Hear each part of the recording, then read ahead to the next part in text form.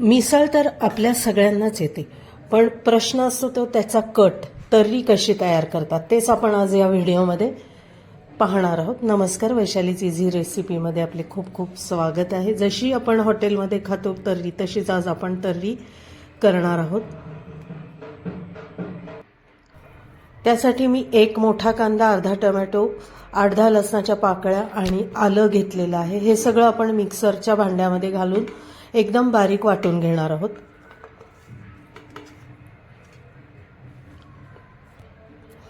मसाल्यामध्ये मी इथे घेतलेलं आहे 1.5 चमचा तिखट, 1 चमचा हळद, 1.5 चमचा धना पावडर, अर्धा चमचा जिरा पावडर, गरम मसाला आणि मीठ.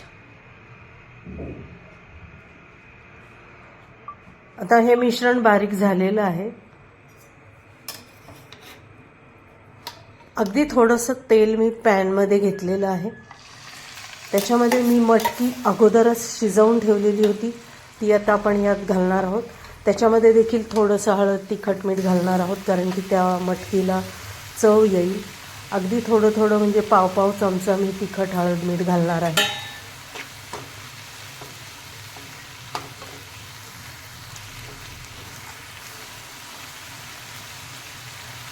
ही मटकी आपल्याला एकदम कोरडी करायची आहे.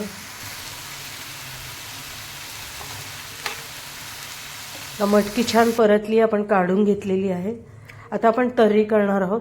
इथे मी 2 पळ्या तेल घेणार आहे. तेल थोडंसं तर्रीला जास्त घ्यायचं, म्हणजे मग छान चमचमीत आणि तेलाचा तवंग वरती येतो.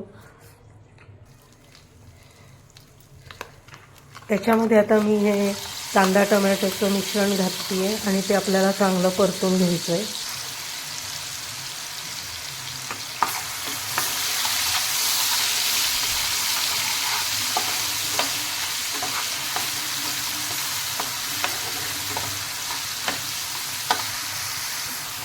प्रत्येक मिसळीची हीच खासियत असते की तर्री जर चांगली असेल की ती मिसळ चवीला पण छान लागते.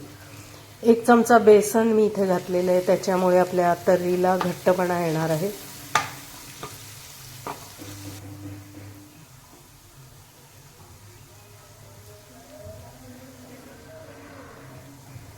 आपण जे मसाले काढलेले आहेत ते याच्यामध्ये घातलेले आहेत आणि चांगलं परतून घेणार आहोत आपण.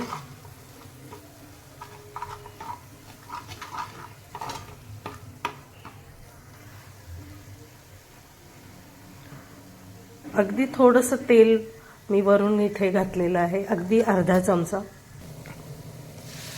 आता यात पाणी घातलेलं. पाणी इथे आपण भरपूर घालायचं आणि भरपूर वेळ ही तर्री उकळवायची आहे, त्याच्यामुळे त्याची टेस्ट वाढते.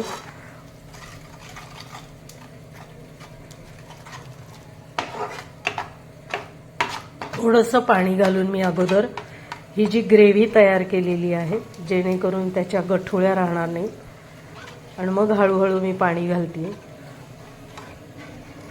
2 ते 2.5 ग्लास मी इथे पाणी घालणार आहे आणि एकदम 10 ते 15 मिनिटं मोठ्या गॅसवर मी ही तर्री उकळवून घेणार आहे.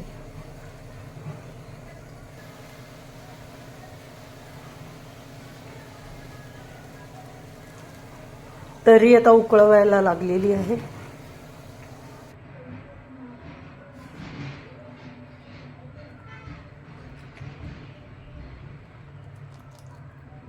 मस्त रंग आलेला आहे, छान. आणि बघू शकता तुम्ही, मस्त वरती तेल सुटलेलं आहे तर्रीला आणि रंग पण छान आलेला आहे.